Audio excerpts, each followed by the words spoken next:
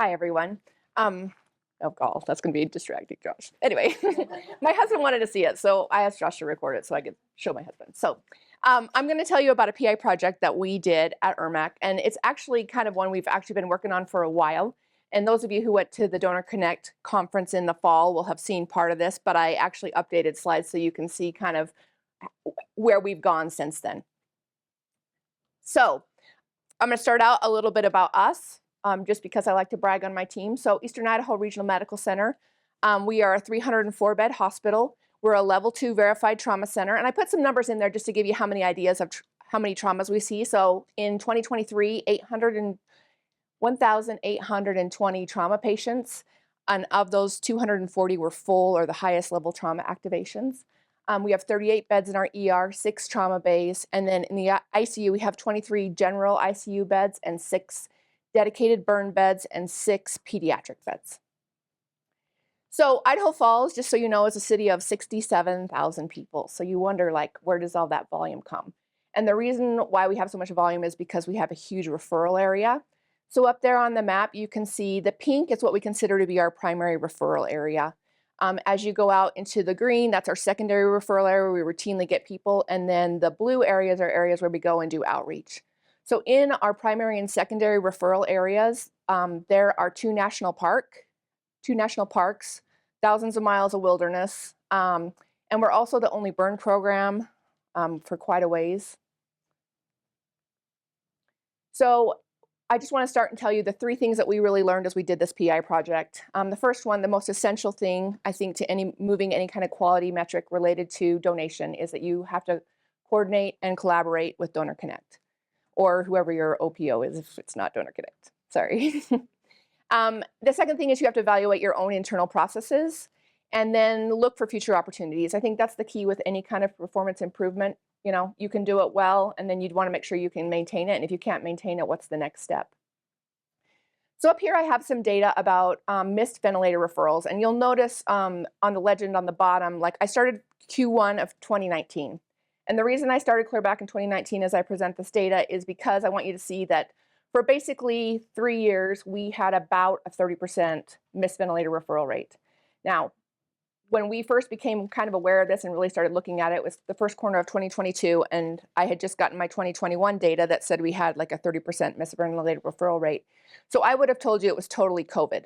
I'd have told you, prior to looking at the data, I would have said we were perfectly fine, and then COVID happened, and we got all sideways, and now we have this problem we have to fix. But I showed this as like just kind of telling on ourselves that long-term we had a problem. So things that we did that really made a big difference for us. So third quarter of 2021, we got a new medical director. And that might be a weird shout out in this setting, but I just want to say you cannot overstate the power that a physician leader can have when you're trying to make change. So I had a couple years where I actually didn't have one, and guess what I could do without a physician leader? 0. I had a couple years where I had a kind of a crappy medical director, and guess what I could do then too? Also 0. So all hail to my medical director. He really has helped us change a lot of things. So once again, I mentioned first quarter of 2021, we got our data, or first quarter of 2022, we got our data for 2021. We saw that we had like, I think it was a 32% missed ventilator referral rate. And we were really just like, how is this happening? A third of the time, we're not doing what we should be. So we started talking about things. We put some things in place. By third quarter, we really had pretty much a formalized plan. So part of the thing as we dealt into the data was there were lots of things that even Josh and I didn't realize. For example, when we got that data, we thought that it was just the ICU. But then we found out it's not actually just the ICU. It was also the ER. It was also the PICU. It was also the NICU. So there was education that kind of abounded. And we needed to provide education. We have a residency program, and we really needed to provide education to the residency, which Brian came up and we did a bunch of education with them just because there had been some misinformation in our hospital about organ donation that we kind of had to squash. So we got education not only to the residents, but also to the ER and to the staff of all the units basically that touch organ donation. So here's our timeline. Same thing. I'll just explain this once. It all starts with quarter 1 of 2019 and just gets bigger as we go along.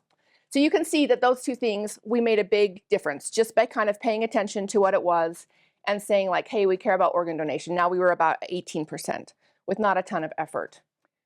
Real briefly, I want to talk about this study that was done in 2022. So when they did this study, the title of the thing is effective, what's the effective organ donation process rates, like using different ways.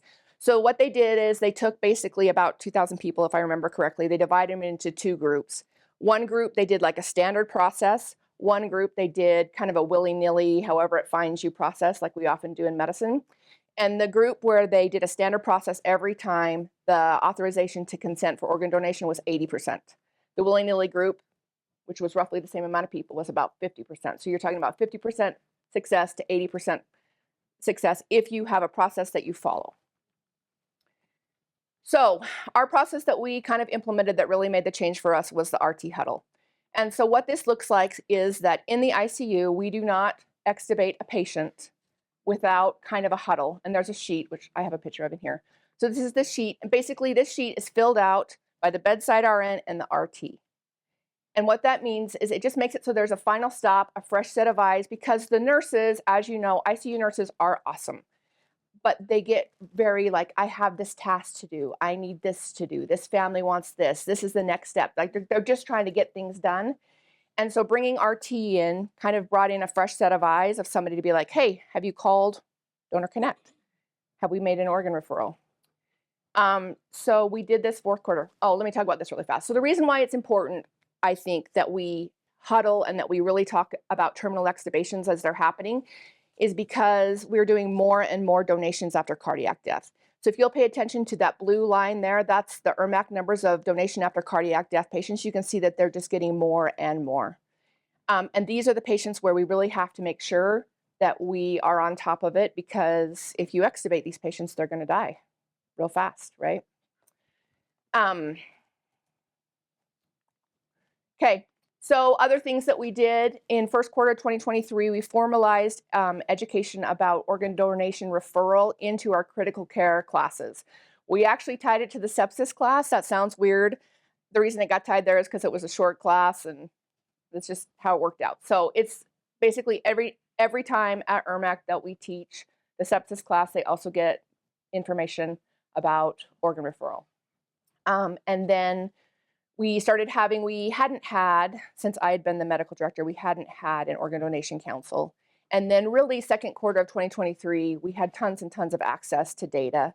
And I'm gonna shout out Rob for that, because anytime I want anything from Rob, I send him a text, and like Friday night, in fact, at like 9 o'clock when I was updating my slides, he sent me some data. So he's great about data, I appreciate that. And then third quarter, we looked at our policies. So this is one thing, back to the whole donation after cardiac deaths. We, in our policies, did not really have it formalized into policy that we authorized or that we acknowledged first person authorization in cases of DCD. So we were very clear in brain death that we honored first person authorization, and we were a little murky about it in DCD. And so we went through and really made sure that we very clearly stated, regardless of the situation, if it's first person authorization, we support that patient's right to choose. So this is just some language out of the policy.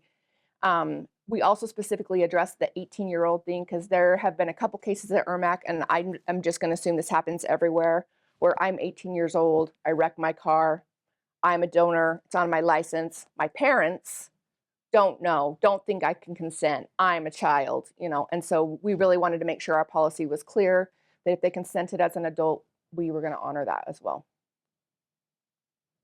Okay, so there's our data. Basically, you can see the huddle was pretty effective. Okay. And then just going on, because really this was second quarter of 2023. So just so you can see, so for the whole fiscal year 2023, our missed ventilator referral rate was 3%. We missed a total of 6 cases. This is data, I can't read that from here, but I think it's March of 2023 through March of 2024, which basically shows we had a total 3% missed ventilator referral rate, which obviously our goal is 0, but 3% is significantly better than 30. And what I'm most proud of is this right here. So 0 of the 3% had potential for organ. So the key lessons we learned, collaborate with Donor Connect. You need their help with education. You need their help with data. And then you kind of have to be a detective and look at your internal processes. Lots of times what you think is happening, I say this specifically from my perspective, what I think is happening in the ICU while I sit in my office and what I actually sometimes find out is happening is not the same. So for example, last summer, we had two missed referrals. And when we talked to the nurses, both of the nurses were like, well, they're full of cancer. So kind of the education you have to provide is like, you don't get to say what rules them out. We have to refer to Donor Connect. Even if you're like 99% sure this lady is dying of cancer, what would they possibly want out of her? We still have to make the call. And then just continue to celebrate your success. Once again, I want to call out ICU nurses. I don't care where they work. ICU nurses are special people, and they are the people, I think, that make organ donation successful, because everybody else who touches organ donation comes in and out of the room, right? The people from Donor Connect or the OPO, they come in and out of the room. The doctors, they come in and out of the room. And the nurses are there, and they sit with those patients and their families in their grief, and they answer questions, and I just can't say enough about ICU nurses.